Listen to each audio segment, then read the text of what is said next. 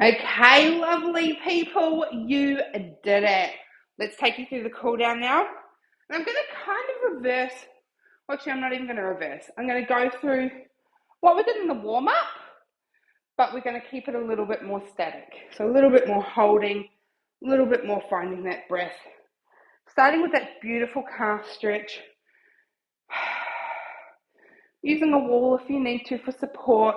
Center's fine too. Whatever's going to work. Then I want you to gently bend that knee forward as we send that heel back. Again, this isn't going to be a huge stretch. We don't need to get those huge stretches for those calves. We just want to feel them, give them a nice little stretch. All right, I want you to stay bent into this front leg. Then I want you to bend the back leg. Keep the knee on the ground though. It might feel good to bring that body up a little bit. It might feel too intense. Have a play around. This one's a really good one. We often forget to get our short calf, which is responsible for our jumping or our up to our toes, bending. Other side. So sad that it's always forgotten. Not here. We don't leave any muscle behind. Lovely job, team. I bet you're feeling pretty good about yourselves. I hope you are. I really do. Bend into that back knee. I'm feeling really good, and I've only recorded a warm-up and now a cool-down. Funny how working out can do that to you, right? We know the secret.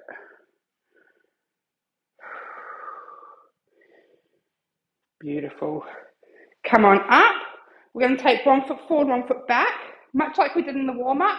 Bend into that back knee, and then we're going to send the hips back and shoulders forward until we get a nice little stretch down the back of that front leg.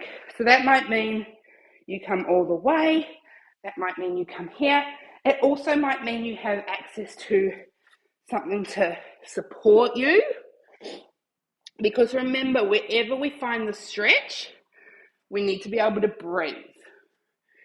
We're sending a message to our brain when we're breathing that everything is fine. If we don't breathe, if we hold it on, change on over other side, our brain gets the message that, uh-oh, everything's not okay, and your body will tighten up, and that's when we can hurt ourselves with stretching, which is why I talk so much about breathing through your stretch. If that's a new concept to you, definitely jump on and do the mindful mobility. It feels weird at first because it might be a new way of stretching, but after you do it for a while, you'll be like, why haven't I been doing this for longer? All right, let's give those arms a nice little stretch. Take it across. Beautiful. When we do this one, we also want to think about dropping the shoulder down, so it's not just sort of pulling it across. We're actively pulling that shoulder down as we use this arm to pull across. You can also go with the wrist. Try not to push too hard on the shoulder, on the elbow, especially if you've got hyperextension.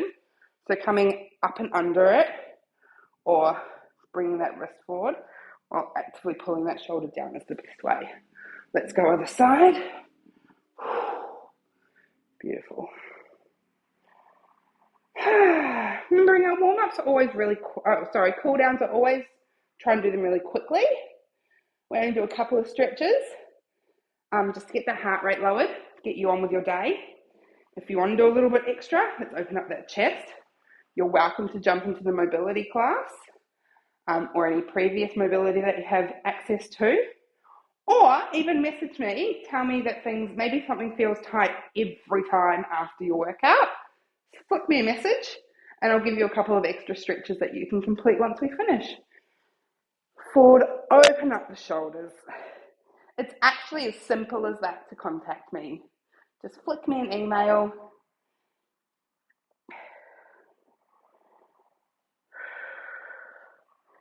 Beautiful, let's open it up. Give everything a little shake. Oh, guess what? You are done. Have a great one.